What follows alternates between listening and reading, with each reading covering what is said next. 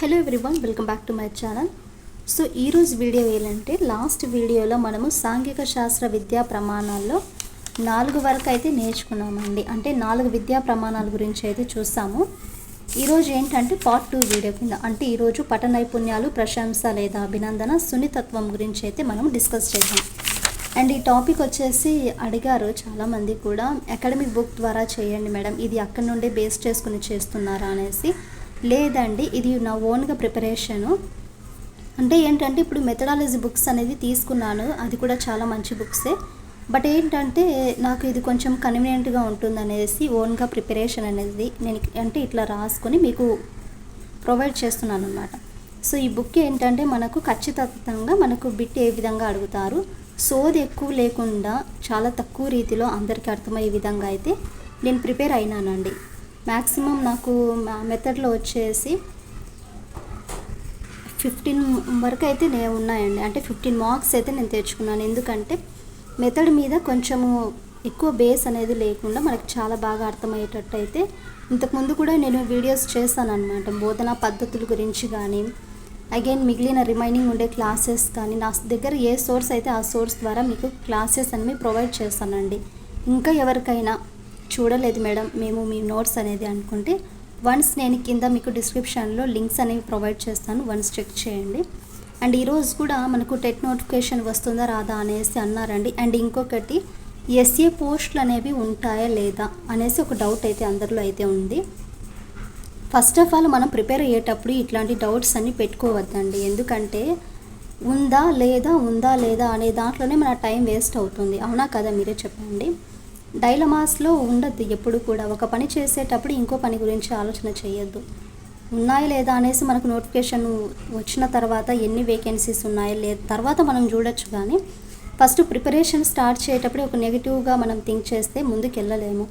Already మనకు 80+ score చేస్తేనే మనం రేస్లో ఉంటామారా దేవుడా అని ఈ డిఎస్లో మనకు తెలిసింది. లాస్ట్ బార్డర్లో కూడా స్కోర్ తక్కువ వచ్చి చాలామంది మిస్ చేసుకున్నారు. సో వాళ్ళకి చెప్పలేము ఆ పెయిన్ ఎలా ఉంటుందో కూడా. సో లేట్ చేయకోకుండా క్లాస్ అనేది కంటిన్యూ చేద్దాము. ఈ క్లాస్ మీకు చాలా యూస్ఫుల్ అవుతుంది. అండ్ మీకు నచ్చితే మాత్రం లైక్ చేయండి, షేర్ చేసి అలాగే సబ్స్క్రైబ్ చేయడం మాత్రం మర్చిపోకండి. కింద హైప్ అనేది ఉంటుందండి, ఆ హైప్ అనేది కూడా చేసేయండి.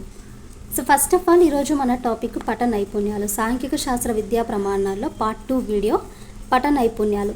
పేరులోనే ఉంది మనకు పఠ నైపుణ్యాలు అంటే ఏం లేదు, సాంఘిక శాస్త్ర బోధన ద్వారా పెంపొందించాల్సినవి పఠ నైపుణ్యాలు. మరి ఈ పటాలను అధ్యయనం చేసే శాస్త్రాన్ని ఏమంటారు? కార్టోగ్రఫీ అంటారు.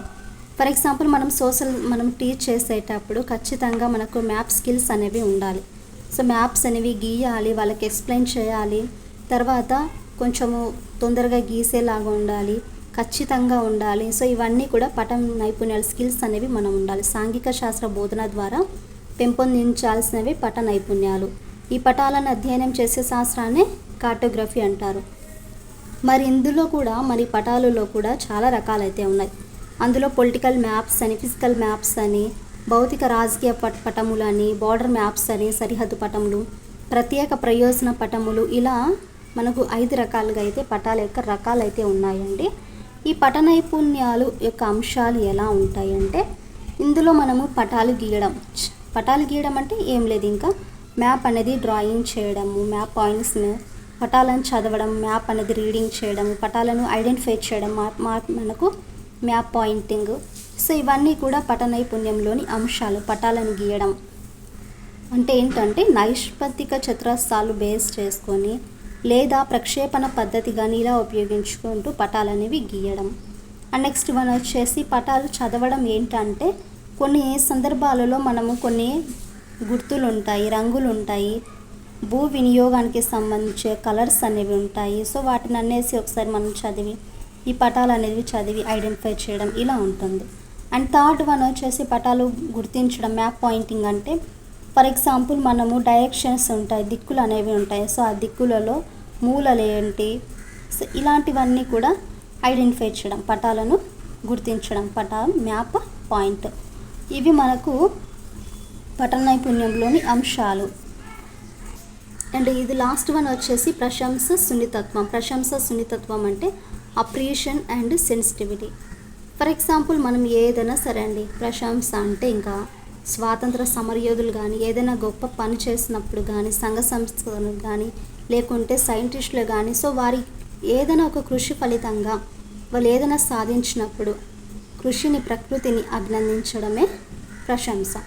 స్వాతంత్ర సమరయోధులు కానీ, సంఘ సంస్కర్తలు కానీ, ఎవరైనా గొప్ప వ్యక్తులు కానీ, శాస్త్రవేత్తలు వాళ్ళ యొక్క కృషి ఉంటుంది కదా, సో ప్రకృతిని మనకు అభినందించడము. మరి సున్నితత్వం అంటే ఏంటి? సమాజంలోని సమస్యలపై సున్నితత్వంతో స్పందించడమే సున్నితత్వం. సమాజంలోని సమస్యలపై సున్నితత్వంతో మనకు స్పందించాలి. ఇది మనకి చాలా చిన్న టాపిక్, మీకు అర్థమైందనేసి అనుకుంటున్నాను. వీలైతే మీరు నీట్గా చక్కగా నోట్స్ రాసుకోవడానికి అయితే ట్రై చేయండి. కొంచెం లేట్ అయినా పర్లేదు. ఇంకో విషయం అండి, టెట్ నోటిఫికేషన్ వస్తానే మనకు టైం అంటూ ఇవ్వడండి. ఎంత మీరు కొత్తగా రాసేవాళ్ళు కానీ లేకుంటే తక్కువ స్కోర్ వచ్చిన వాళ్ళు కానీ మ్యాక్సిమం ప్రిపరేషన్ అనేది 45 days ప్లాన్ పెట్టుకుంటే చాలా బెటర్ అనేది నా ఒపీనియన్. ఎందుకంటే లాస్ట్ డిఎస్సినే చూద్దాం, మనకు టెట్కి టైం ఇవ్వలేదు, ప్లస్ డిఎస్సి కూడా కొంచెం స్పీడ్గా పెట్టేశారనమాట. సో అలా కాకుండా ఇప్పటి నుండే కొంచెం హుషారుగా ఉండి తక్కువ స్కోర్ వచ్చిన వాళ్ళు ప్లస్ కొత్తగా రాసే వాళ్ళు ఎవరైనా కానీ టైం వేస్ట్ చేయకోకుండా మ్యాక్సిమం సిలబస్ అంతా కూడా కవర్ చేసుకొని మంచి స్కోర్ అనేది సాధించాలి. అండ్ మళ్ళీ ఇంకొకటి ఏంటంటే 10th class old book new book అనేసి కూడా ఒక డౌట్ రావచ్చు. మ్యాక్సిమం నాకు తెలిసి కూడా 10th క్లాస్ న్యూ బుక్సే ఫాలో అవ్వాలనేసి అంటారు. చూద్దాం సిలబస్ కన్నా వస్తే ఆ సిలబస్లో ఏమి ఇచ్చారనేది మనకు తెలుస్తుంది. మనకు అక్కడ ఐకాన్స్ చేంజ్ అయ్యాయంటే మనకు నోటిఫికేషన్ ఎప్పుడో ఒకసారి విడుదల అవుతుంది. అది ఈ మంత్ నెక్స్ట్ మంత్ అనేది చెప్పలేం, కానీ షూర్గా అయితే మాత్రం వస్తుంది. సో ఎక్కడ టైం వేస్ట్ చేయకోకుండా 45 days ప్లాన్ పెట్టుకోండి. ఆ ప్లాన్ని చక్కగా నోట్స్ మనకి ఏ సబ్జెక్ట్లో వీక్ ఉన్నామో వాటిని ఫాలో అవ్వడానికి అయితే ట్రై చేయండి. సో ఇదండి, ఐ హోప్ మీకు వీడియో నచ్చిందనేసి అనుకుంటున్నాను. వీడియోకి నచ్చితే please to like and share, subscribe to my channel.